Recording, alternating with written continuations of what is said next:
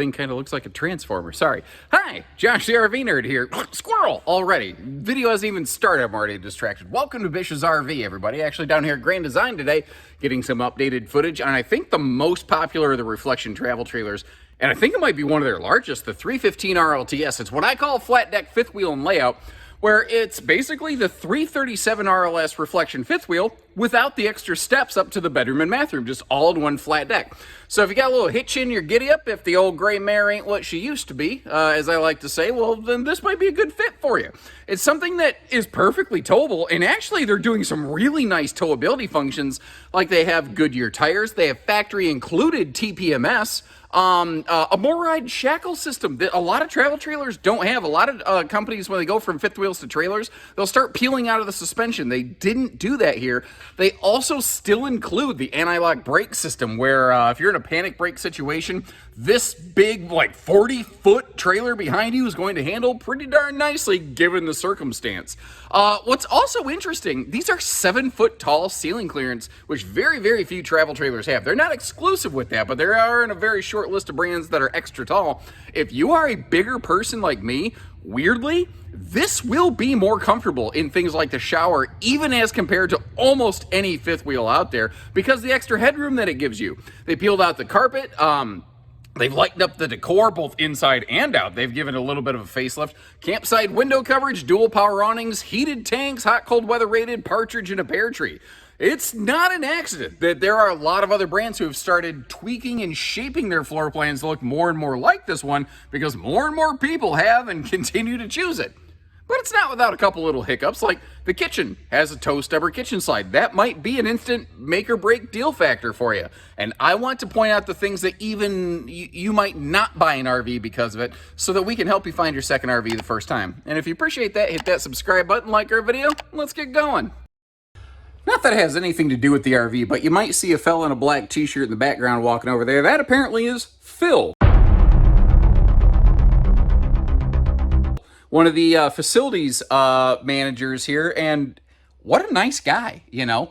The folks at Grand Design here, like I said, they really took some time to pull some units in and spread them out and set them up and plug them in for us. So if nothing else, leave a little note that says, hey, thanks Grand Design, appreciate the effort. Now, let's start at the top and work our way down, because there's a lot to cover on this. Now, it does have a stovetop exhaust vent hood. Like, you look at the microwave, and you're like, oh, so it doesn't actually, like if I'm cooking on the stove or the oven, I don't get heat out of the RV? You do. The microwave is a stovetop vent hood combo, kind of residential-ish in that regard. So even though you do have an XL rain-sensing fan above that, that is not, like, the only way that you exhaust heat out of this sucker, so that's kind of nice. We are set and perfectly capable for dual centralized airs, which is nice. So when you get into the world of travel trailers, you find a centralized air conditioner in the living room like this. A lot of them are 15,000 BTUs like this. But when you slide up to the bedroom, sometimes you get a second air, sometimes you get second air prep, and sometimes that second air is not centralized. That's one of the nice things that I do like about this.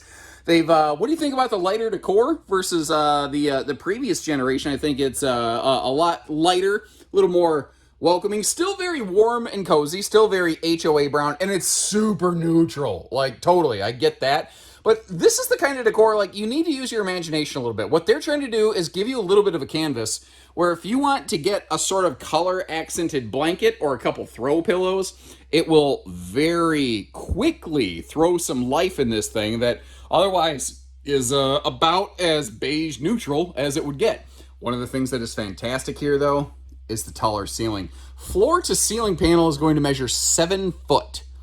That is all the way through the entire RV, which is nice, which means this actually has a taller shower and more headroom in the bedroom, even compared to most fifth wheels, which is a weird thing.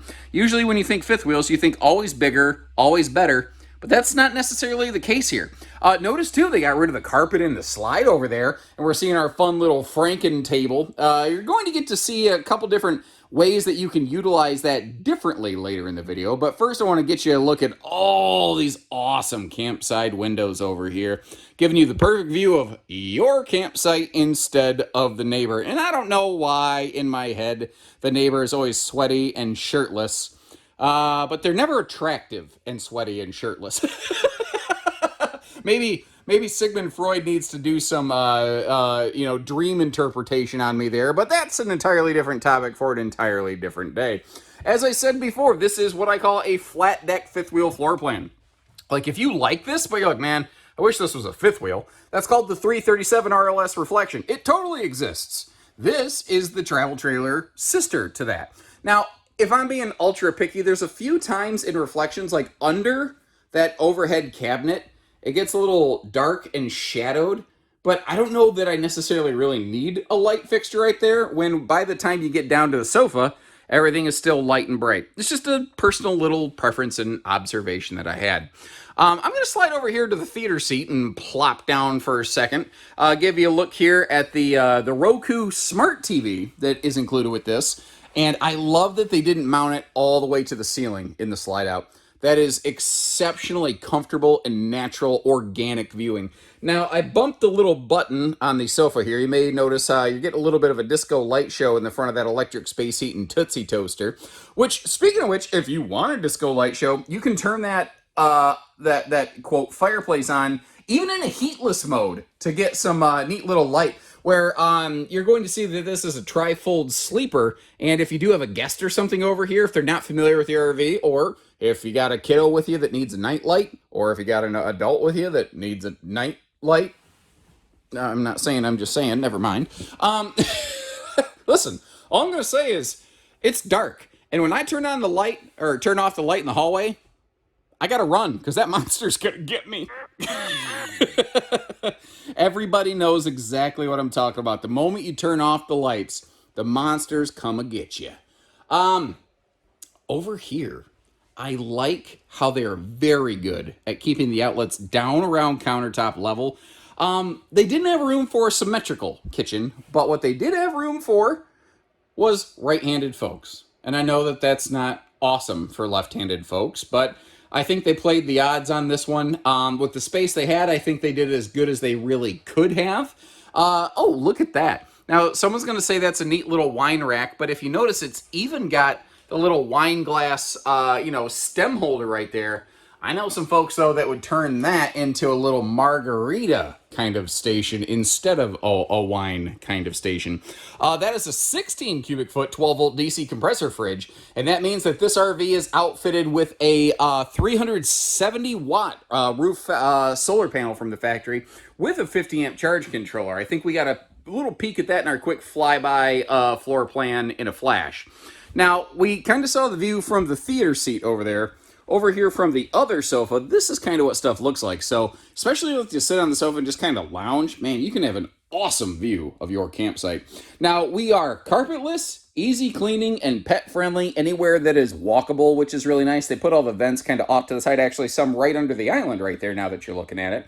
And they're really good about putting radius edges on these countertops so they don't, hurt if you bump into them. And as long as we're staring at this thing, let's just start cracking open all the storage here. I love how they give us a big wastebasket space below that big stainless farm sink right there. What's your vote, by the way? Farm sink versus two basin sink. I'm personally in the camp of farm sink because if I need to wash some dishes, there's a couple ways to do it. An easy way is to get like a big rinse Tupperware tub that you basically create a second sink basin when you need it. But the farm sink allows me to soak bigger pots and pans that otherwise you may not. That, by the way, is a larger, like 22-inch oven. They not only are they just bigger, but they heat far more evenly, which is, I think, really, really nice. And you'll see that TV can pivot around. It can actually, basically pivot around both directions. So if you're on the rear sofa, or, one of these on the sofa, one of these on the theater seat, you can do that. Now, remember the Franken table, that floating bench. Well, it floats, and it has storage. You could use it for a footrest for the sofa. You could use it as a little storage toy chest. Awesome little maybe Monopoly game board thing, if that would fit. I think it would fit. I'm not entirely sure there. But it just really adds to the function and flexibility of the RV. Especially, you don't have to use it in like Frankenbooth dinette mode. You can just use this like a two-person dining arrangement like I displayed right there. You just also have the option of putting a few more people around. Now the bench, although it has a padded top and back, certainly probably not as comfy as a freestanding chair, but you don't want the guests to stay too long, do you? Now let me back up here. Once again, let me just kind of sit down at the sofa and give you a view at everything. I try to be fair. I try to show the good stuff along with the things that maybe you won't like. Maybe you won't buy the RV because of this. Like the little, I call it toe stubber kitchen slide because you're going to stub your toes on that a little bit. I got a feeling that they're probably going to try to work away from that since other builders like Alliance and Brinkley, and I know a lot of your Jaycos have gone floor flush kitchen slides. I would estimate that in future generations that's something they do. I don't have confirmation of that, but I'd be kind of curious. What's your thoughts? Would you prefer the floor flush kitchen slide? Understanding it's probably going to add a couple dollars to the RV, but I think that that's juice that is worth the squeeze. Now, this is a true pocket door, as you can see, slid in between the wall panels there. And that's a massive medicine cabinet. It's like extra, extra tall because the ceiling is extra, extra tall with that 7-foot clearance, which is nice. And that is a big sink there, which is, I really like how they do that. I think they do a really good merge, sink space versus counter space. And I mean, just to give you a reference point, that's a big sink. And it still has the nice chunk of counter space next to it. What is also nice is you see there's a good little wastebasket space right next to that, along with some drawers down to the floors over there. Very, very handy in your bathroom space. Now, ironically, I like the bathroom in this better than their fifth wheel reflection versions. Because if you notice, I still, the elbow room actually wasn't great now that I say that. I think the toilet needs to be angled a little bit more. But in the fifth wheels, this linen cabinet above that for towels, it always hits me in the head. But in the trailers, because they're taller in here, I don't have that problem. But I guess now I got an elbow buster problem. So I don't know. I wish I could kind of split the difference between the two, frankly. Now, over here in the shower, nice rectangular shower, these little corner shelves are good for nothing. So I really like how they include the little shower pocket caddy thing right here, which you can take down and wash if you need to. But it gives you a spot to... Oops, my battery died there. I guess I wasn't paying attention. I was just rolling. So anyway, juicing up the battery a little bit here. It gives you a place to be able to keep your soaps and your body washes so you don't have to like bend over and pick them up off the floor. If you try to put them on these shelves, all you're going to do is knock them down constantly. Now again, 7-foot ceiling means some serious headroom in here. And they even include, just like their fifth wheels, that handy clothes drying little clothesline, basically. I guess I don't know why I had to try to figure out a different word for it. It's just a clothesline. Obviously, it can retract and it can get out of there. And if you're familiar with playing a stand-up bass, depending on where you put your fingers and pluck that sucker, you might be able to whip out a little Billie Jean is not my lover. I don't know. Maybe some Seven Nation Army from the White Stripes. Actually, I've done that on that. You can do it. You don't care. I don't know why I'm an idiot. Squirrel. That black circle on the wall. It's a magnet holdback for the sliding privacy door here for the bedroom. And I like what they're doing here. Queen standard, king optional. But with the queen, you have not only more walkabout? Yeah, suddenly I'm Crocodile Dundee. Walk around room. You have the side stands right there. And a padded headboard for a big, dumb, clumsy ox like me that always manages, like, I don't know what it is in the middle of the night. I shift myself around in bed a lot. And that was shift, by the way. Just in case anyone wasn't sure what they heard. And the YouTube auto captions are not usually very friendly to me, often saying I work at Vicious RV instead of Bish's, but I think that's actually kind of funny, so I just leave it. My point is I hit my head all the time on my headboard at home, so the padding is nice. Now, the dual central air is awesome, and again, because it is dual centralized, both air conditioners can help support cold air in the RV, but if you want to turn this thing into an ice box at night, do just what you're looking at right here. Flip those fins open, drop all the cold air here, or flip them closed, and then you have a more centralized kind of function with it. Now, what's really interesting here, you see the big front closet. Like, that's obvious, and we're going to look inside it. But what's really cool is they included the extra wardrobe and dresser storage like you find in a lot of their smaller fifth wheels. So in a way, you're actually getting the small fifth wheel and big fifth wheel bedroom all put together. Take a look down here. You see those dresser drawers, that extra hanging closet space, even full storage overhead in the bed slide there. Although the the bed very easily lifts, which is nice. Actually, they're really good about putting almost overpowered struts on that bed so that if you do want to put a heavier mattress on it, the struts that are on it can still help you lift and lower the bed, which is cool. Now, the front closet, you notice how there was that carpeted shelf. That's the pass-through storage under the closet, which is nice that they left that there because it's not a fifth wheel. You don't have the belly basement storage space that a lot of fifth wheels have. Instead, you maintain a full-size outside storage compartment, as well as having a full interior closet, and it is side-by-side washer and dryer prepped. So you're not just stuck with a combo in this one. They basically gave you the best of both worlds. And because you have that extra closet that's directly behind us as we're viewing the front closet right now, you don't really lose any hanging storage, even if you do add the washer dryer. And in case you're curious, the bed comes right up next to the dresser when the slide's closed, but I mean, what else would it do? I mean, that makes sense. It doesn't offend me. It's not like that's a problem by any means. So, since the entry door and the hallway are right next to one another, getting up to that bedroom, getting over here to the bathroom, not a problem. I can't tell you if the bed is usable with the slide retracted, because Grand Design doesn't test for that. So if they don't promise it, I can't promise it. And frankly, literally, nobody can. If you try to lay on that bed with the slide closed and it breaks, you are going to be paying for the repair. That is not part of a structural warranty, so keep that in mind. What is awesome, though, is they did make sure that you could get to at least the refrigerator section of the fridge freezer with the slides retracted. So if you are going down the road and like you need to get, I don't know, some medication, like some insulin or something like that needs to stay in a refrigerator, or you just want to stop and have a sandwich, she's not too bad in that regard.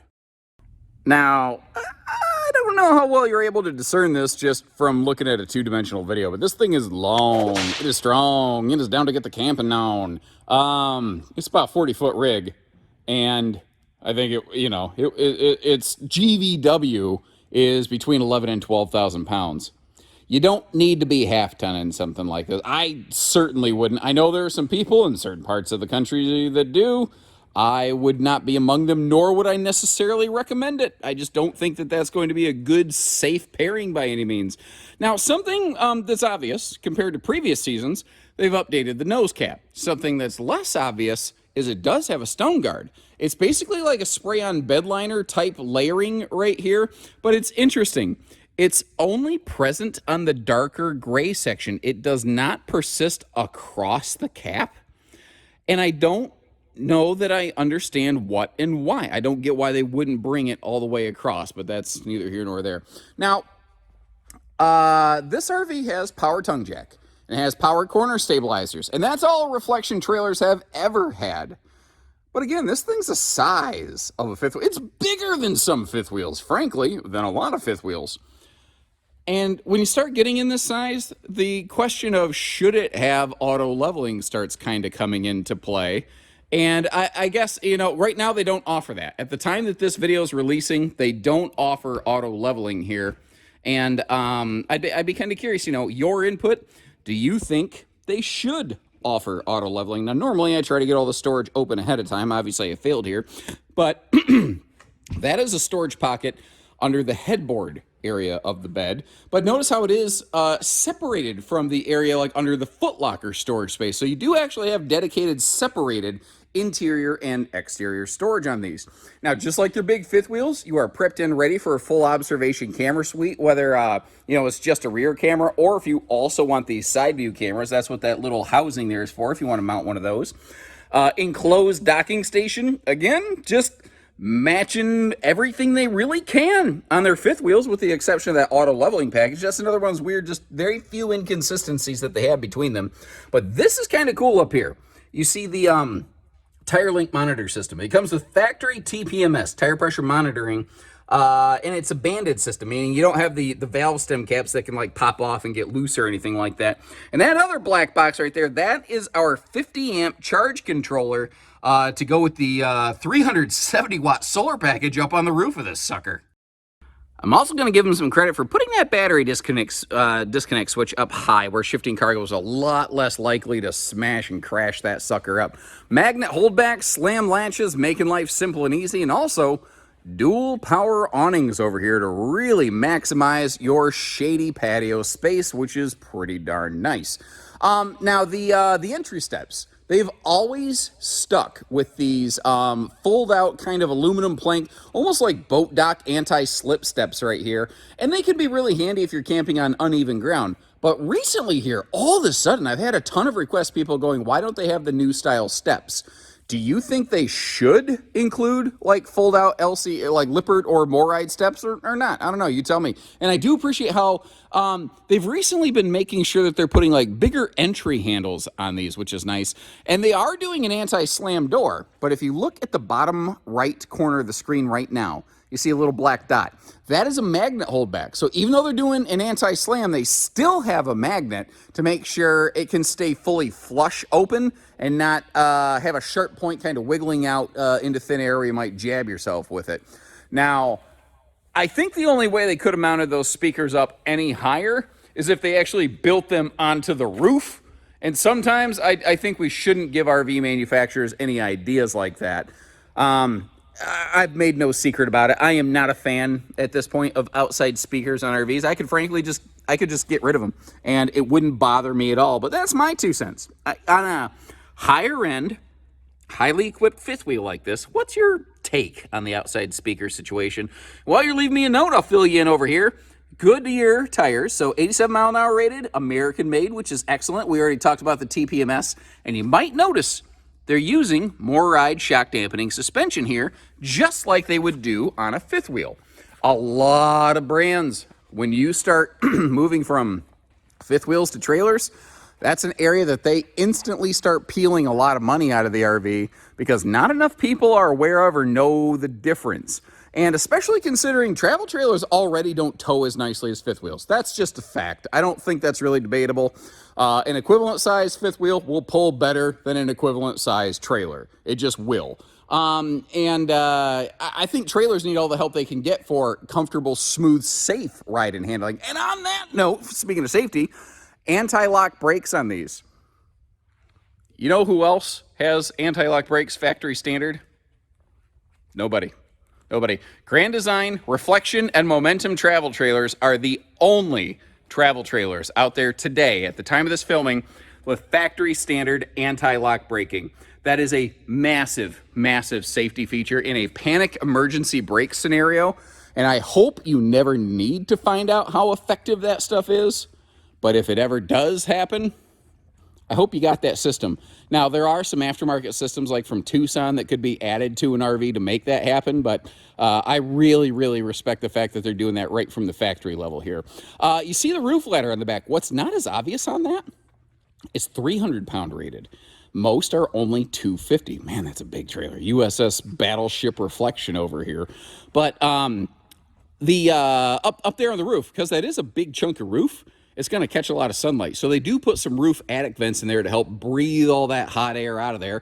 The dual air conditioner is going to keep you pretty darn cool, especially in the weather package, you know, with all the radiant barrier material that goes through the belly, up the nose, across the roof, over the river, and through the woods to grandmother's house.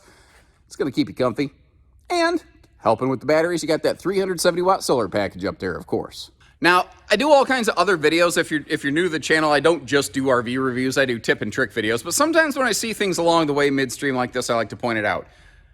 Do you see the problem with I'm in reverse view mode? Here we go. God, this is hard. The weather person who does it on the map, that's hard, you know. Anyway, you see how that seal's not fully flipped out at the top and in the middle?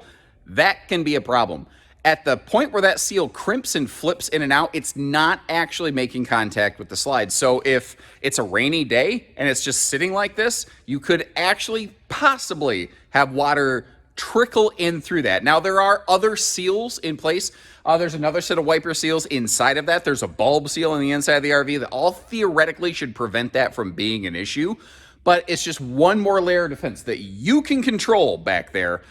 So when you do open your slides up, when you are getting set up for camp for a while, make a pass around the RV, make a loop, and make sure that those slide seals are flipped all the way open and not half crimped like that. That could be a problem. That brings us back to where we began, whatever, out here, when we were talking about it being a transformer. But seriously, look at that thing and tell me you don't hear like that little transformer kind of sound. That sound takes me back to my childhood. One of those amazing sounds lives rent-free in my head. Sorry, I'm way off topic again. check the links in the video description. If you'd like to see, like, Eagle makes a very good floor plan like this. Cougar makes a very good floor plan like this. And there's also some more budget-friendly things like J-Flight that make similar style of floor plans if you don't want to go all up in the full money budget kind of situation. If you're looking for a little more casual, you know, maybe a little less seasonal or something like that, we have options for you there too. Our website will show you if we have any in stock. Grand Design has advertising policies, though, that does prevent us from advertising our discounted dealership sale price. So I do apologize. That information won't be available directly off our website, nor am I literally allowed to share it within the public comment section. I know some other people do, but I play by the book. And if someone's willing to play by the rules, even when it's inconvenient, you know they're going to do it when it really matters when you're on the line. So I hope you can at least appreciate and gain some confidence from that. Aliciate. Another new word that means absolutely nothing. I'm wrapping this up.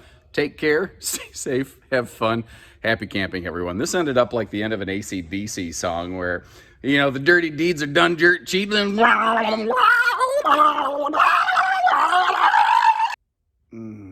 hurt my neck. I'm not 37 anymore, am I?